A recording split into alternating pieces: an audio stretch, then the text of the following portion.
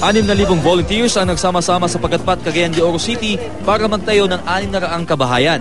Proyekto ito ng Habitat for Humanity na may temang 6,000 volunteers, 600 houses, 1 day, 1 CDO.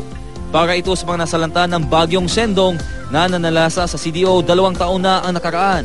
Dinaluhan ito ng iba't ibang grupo ng kabataan, mga tauhan ng Philippine Air Force at maging ng ilang dayuhan. Tulong-tulong sila sa pagbubuhat at pagpapala. Hindi alintana ang init ng panahon.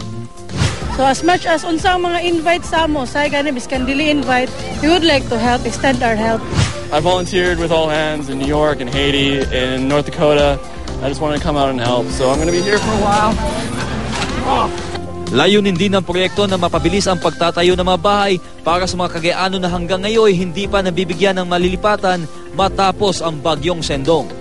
Daghang pasalamat namo sa Cagayan de Oro sa pagpasuporta kay kani aron ni matukuran pa og mga balay ang atong mga igsuon nga wala pa natagaan og balay sa Typhoon Sendong victims.